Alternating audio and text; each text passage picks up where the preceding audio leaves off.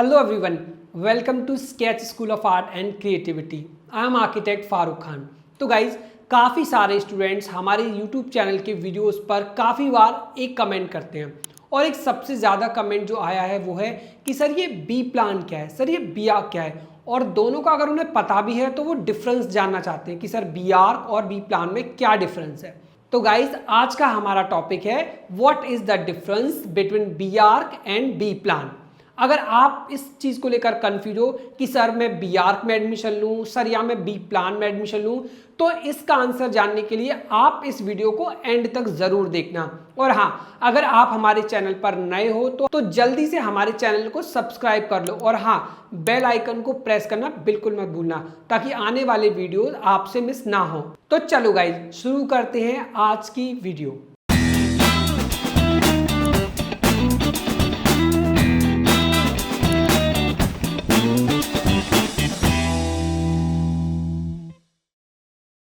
तो गाइज अब हम समझेंगे कि बी आर्क और बी प्लान में क्या डिफरेंस होता है। तो सबसे पहले हम शुरुआत करते हैं बी आर्क से। तो गाइज बी आर्क का फुल फॉर्म होता है bachelor of architecture and B Arch एक 5 इयर्स का कोर्स होता है। यदि आप बी आर्क में एडमिशन लेते हो यानी कि बैचलर ऑफ आर्किटेक्चर में आप एडमिशन लेते हो तो आपको 5 साल तक पढ़ाई करनी होती है। जब आप बैचलर ऑफ आर्किटेक्चर में एडमिशन लेते हो तो इस कोर्स का मेन फोकस होता है बिल्डिंग्स को डिजाइन करने पर। मान लो कि अगर आपका एक ड्रीम है और आप चाहते हो कि आपके पास एक घर हो, यहाँ पे घर बनवाना चाहते हो जिसमें आप चाहते हो कि बड़े बड़े विंडोज हो, एक रूफ टॉप गार्डन हो और उसमें एक अच्छा सा पोर्च या पोर्टिको और एक अच्छा सा स्विमिंग पूल हो।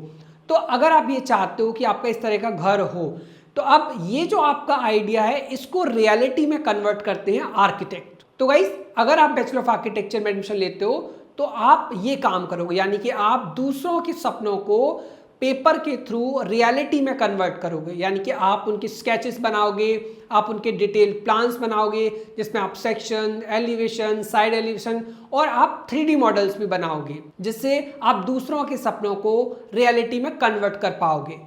तो ये सब आपको सिखाया जाता है बैचलर ऑफ आर्किटेक्चर में। और बैचलर ऑफ आर्किटेक्चर में आप केवल बिल्डिंग्स को डिज़ाइन करना ही नहीं सीखते बल्कि आप ये भी सीखते हो कि बिल्डिंग के कंस्ट्रक्शन में कौन कौन सी टेक्निक्स यूज़ होती हैं, कौन कौन से बिल्डिंग मटेरियल्स होते हैं और उनकी क्वांटिटीज़ को कैसे कैलकुलेट करते हैं। तो गाइस क्योंकि एक आर्किटेक्ट का काम सिर्फ बिल्डिंग्स को डिज़ाइन करना ही नहीं है बल्कि बिल्डिंग्स फंक्शनल होने चाहिए, एस्थेटिक्स होने चाहिए और सेफ भी होनी चाहिए। तो क्योंकि उसकी ये तीनों ड्यूटीज़ हैं तो आर्किटेक्चर में building construction, architectural drawing, surveying and labelling, theory of structure जैसे सब्जेक्ट्स को भी पढ़ाया जाता है। तो गाइज अगर मैं शॉर्ट में बोलूँ तो जब आप बैचलर ऑफ आर्किटेक्चर में एडमिशन लेते हो तब आप क्या सीखोगे। तो गाइज अगर आप बैचलर ऑफ आर्किटेक्चर में एडमिशन लेते हो तो आप सीखोगे आर्किटेक्चरल डिज़ाइन के बारे में, बिल्डिंग कंस्ट्रक्शन के बारे में, सर्वे कैसे करते हैं, लेबलिंग कैसे की जाती है और कैसे बिल्डिंग्स को इको फ्रेंडली बनाया जाता है।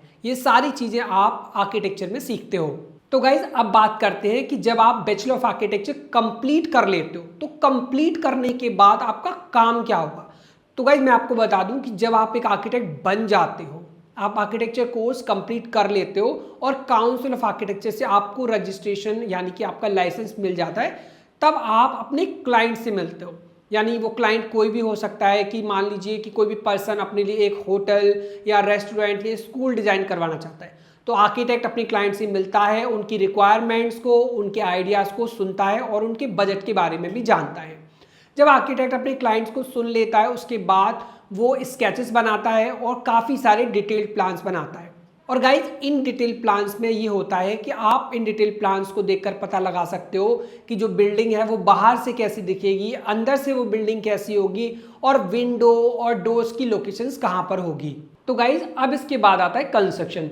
तो हाँ गाइज जब कंस्ट्रक्शन होता है कोई भी बिल्डिंग का तो आर्किटेक्ट साइट पर जाता है और वहाँ पर बिल्डिंग को सुपरवाइज करता है। यानी कि वो ये चेक करता है कि जो बिल्डिंग बन रही है वो प्लान्स के हिसाब से बन रही है या फिर नहीं।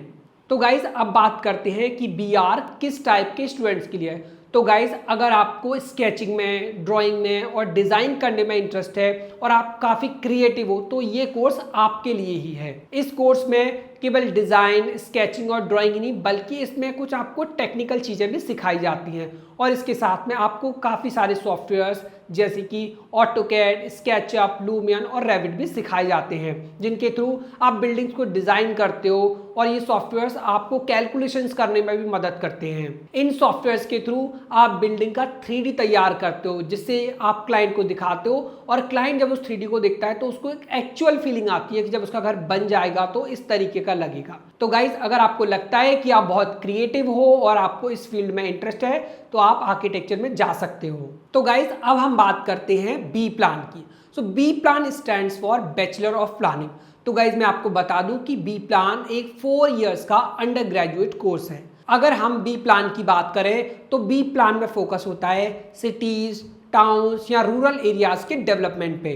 तो गाइज अगर मैं आपको सिंपल वर्ड्स में बताऊं तो अगर आप बी प्लान कंप्लीट कर लेते हो तो आप अपने सिटी को एक लार्ज लेवल पर डिज़ाइन करते हो, जैसे कि आप सिटी का लेआउट तैयार करते हो, सिटी के ट्रांसपोर्टेशन मैप्स तैयार करते हो और आप डेवलपमेंट से रिलेटेड जितने भी प्लान्स होते हैं उन पर वर्क करते हो। तो गाइज अब बात करते हैं कि अगर आप बी प्लान में एडमिशन लेते हो या आप बी प्लान करते हो तब आप क्या सीखोगे।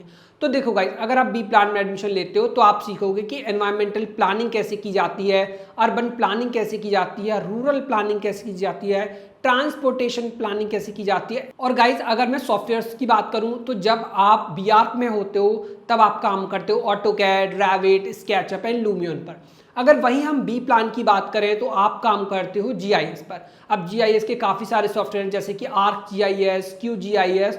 तो बी प्लान में बेसिकली आपको उन सॉफ्टवेयर्स को यूज़ करके उन पर काम करना होता है। उसमें आप पूरे सिटी का लेआउट तैयार कर सकते हो या पूरे आपका जो डिस्ट्रिक्ट है उसका लेआउट तैयार कर सकते हो या आप ट्रांसपोर्टेशन प्लान, ट्रांसपोर्टेशन मैप्स तैयार कर सकते हो। तो गाइज एक प्लानर का काम केवल इतना ही नहीं है बल्कि एक प्लानर सारी पॉलिसीज़ को पढ़ता है, स्पेशली गवर्नमेंट पॉलिसीज़ को।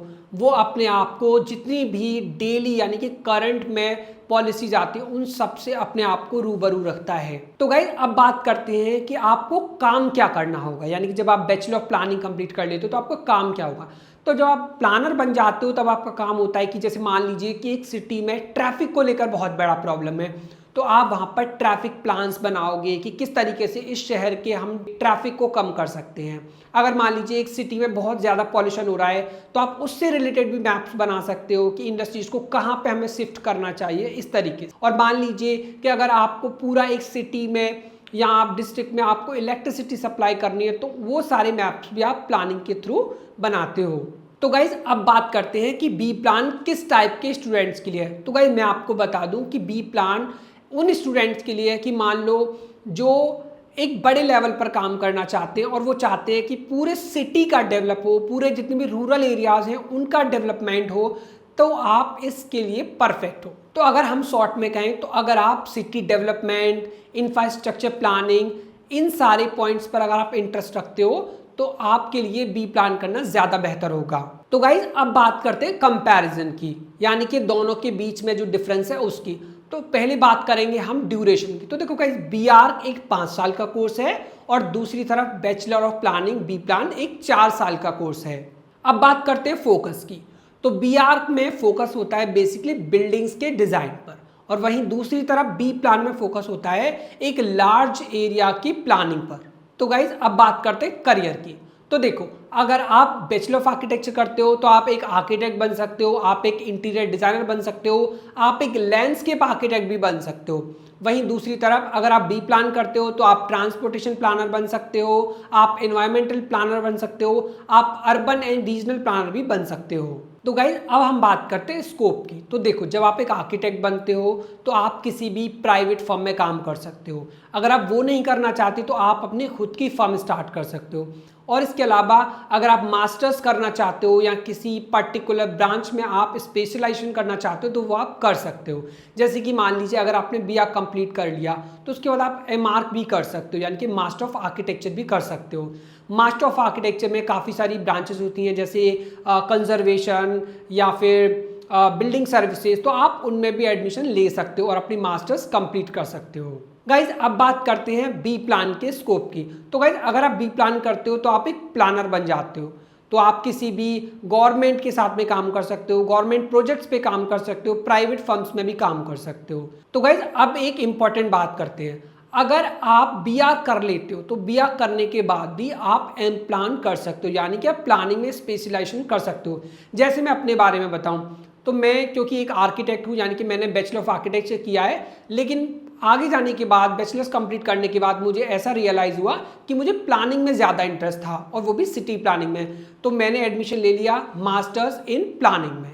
तो यानी कि मैंने मास्टर्स अपना प्लानिंग में कंप्लीट किया है। तो यानी कि जब आप बीआर कर लेते हो तो कभी भी आप स्विच कर सकते हो, प्लानिंग में जा सकते हो। लेकिन अगर आपने बी प्लान किया है तो आपको एम प्लान ही करना होगा, या फिर आप मास्टर्स भी कर सकते हो, लेकिन आपको आर्किटेक्ट का लाइसेंस नहीं मिलेगा जो generally council of architecture provide करती है। तो गाइज अब बात करते हैं कि सर मैं बी प्लान चूज करूं या बीआर चूज करूं। तो गाइज देखो, मैं आपको बता दूं कि अगर आपको ऐसा लगता है कि आपको ड्राइंग में, स्केचिंग में, इनमें ज़्यादा इंटरेस्ट है, तो मैं आपको कहूँगा कि आप बैचलर ऑफ आर्किटेक्चर में एडमिशन लो, यानी कि आप एक आर्किटेक्ट बनो। लेकिन गाइज अगर आपको बड़ी बड़ी प्रॉब्लम्स को सॉल्व करना पसंद है, जैसे मान लो एक सिटी में ट्रैफिक का प्रॉब्लम है और आपको उसको सॉल्व करने में बहुत मज़ा आता है, आपको इंटरेस्ट है ऐसी प्रॉब्लम्स को सॉल्व करने में, या फिर मान लो आप बड़े बड़े इंफ्रास्ट्रक्चर प्रोजेक्ट्स पे काम करना चाहते हो, जैसे आप किसी सिटी का ट्रांसपोर्टेशन सिस्टम डेवलप करना चाहते हो या ट्रांसपोर्टेशन प्लान्स बनाना चाहते हो, तो उसके लिए मैं आपको कहूँगा कि तब आप बी प्लान चुनो। तो गाइज अब मैंने आप सबको ये बता दिया है कि बीआर और बी प्लान में क्या डिफरेंस होता है। तो अब ये आपको फाइनलाइज करना है कि आपको बीआर करना है या फिर आपको बी प्लान करना है। जो भी हो, मैं कहूँगा कि वही करिए जो आपका दिल कहे। और हाँ, कमेंट सेक्शन में हमें ज़रूर बताइए कि आपका दिल किसके लिए धड़कता है, बीआर या फिर बी प्लान। तो गाइज जब आप ये फाइनलाइज कर लेते हो कि आपको बीआर करना है या बी प्लान करना है, तब आपको नाटा या फिर JBR पेपर 2 देना होता है। तो गाइज जब आप इन पेपर्स की तैयारी करते हो तो इस प्रिपरेशन को करने में आपकी हेल्प करता है SSAC। तो गाइज इन दोनों एग्जाम्स की, नाटा एंड JBR पेपर 2 की प्रिपरेशन के लिए आप SSAC ज्वाइन कर सकते हो।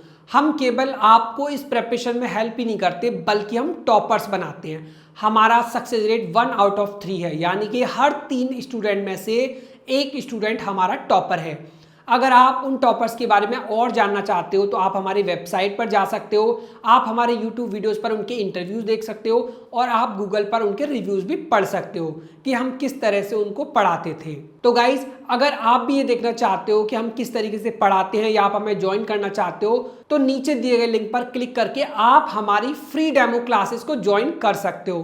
तो मैं आपसे कहूँगा ये अपॉर्चुनिटी बिल्कुल फ्री है, ये डेमो क्लासेस बिल्कुल फ्री हैं, तो आप अपना ज़रा सा भी टाइम वेस्ट मत कीजिए और जल्दी से इस फ्री डेमो क्लास के लिए एनरोल कर दीजिए। तो आज के वीडियो में इतना ही, मिलते हैं नेक्स्ट वीडियो में, तब तक के लिए बाय बाय।